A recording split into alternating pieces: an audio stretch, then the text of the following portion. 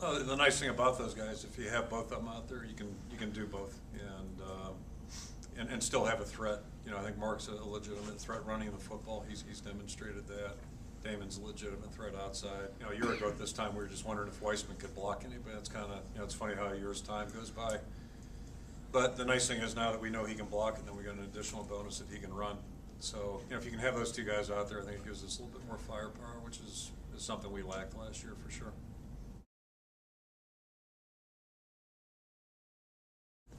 It's not often where this happens, but we're going in really with a truly open mind. It's not like there's an incumbent there, certainly, and there's not like I don't think anybody has a clear advantage or edge. Jake's got the most repetition. Being the number 2 guy last year, he took the most reps in the offense, so that's an advantage for him. But we're really, you know, he'll start out because that's how we finished up. We're probably going to alternate every couple of plays with all 3 guys, so they'll all work with the 1s, 2s, or 3s, and have an equal opportunity. And you know, whenever the picture becomes clear, that's when we'll move on. Ultimately, it's about moving the team and you know, getting the ball in the end zone somehow, some way. So, and I think, you know, all 3 guys have different attributes, but they all have attributes, and they all have, like all of us. I mean, everybody's got weaknesses and what have you. But you know, it's kind of an exciting thing for us because we really like all 3 guys. I mean, all 3 of them have some things about them that really intrigue you and excite you and make you feel good. And, they've got good football mentalities. They like the game. They like each other. They like their teammates, and I think they're all respected by their teammates. So it's going to be obviously interesting to watch it. There'll be a lot of those things going on, but the quarterback's a little bit more focal for a lot of folks. I mean, all 3 of them are fairly, you know, athletic. I wouldn't, you know, athletic to what degree? RG3, no, we don't have one of those.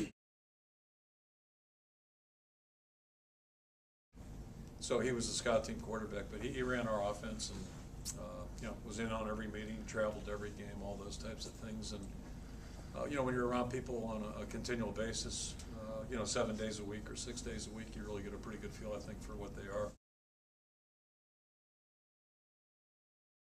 I think just it's a little bit of an outreach effort. You know, in the springtime, it's hard for people. I know people on the western side of the state do a great job of getting over here during the fall, and we really appreciate that, and that's a sacrifice.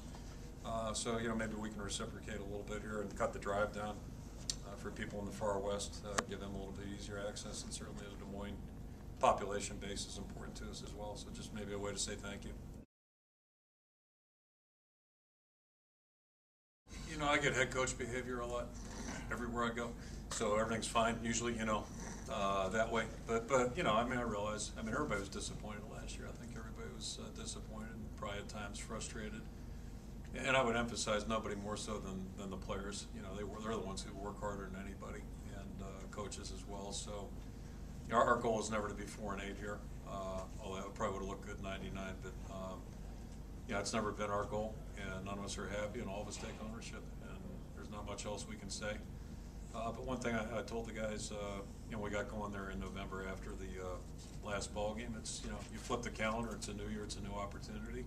And that's how we're looking at it, and I don't think it's anything magical. It's going to either, you know, take us to where we want to go. It's just a matter of doing the work that you have to do and doing it better. And obviously, the end result is playing better on Saturdays, and that's going to be our goal. Yeah, I think what it's forces more conversation and more things to think about, ponder, etc. And I think we've had really good football discussions in all 3 segments, and you know, so it's part of what happens. And you know, if the staff had left and gone somewhere else, you go through that same process in a different place. But you know, we've done it here, but it feels a little bit different. But the things that we've, you know, thought were important 14 years ago, to me, they're still important, and that's really going to be the foundation of what we try to be as a football team. Yeah, it was fun. It's fun for, I think, any coach to watch other coaches work, and what a job he and his staff have done. You know, and Fran's a great person. He's been a great fit here at Iowa, and he's done a great job with that team, and they're a young team that's really climbing the ladder, so that's fun to watch. And it's just, you know, it's like everything. You know, he coaches within his personality, and that's what good coaches do. He's certainly committed, and it's just been, it's always fun to watch good coaches coach. I thoroughly enjoy that. So.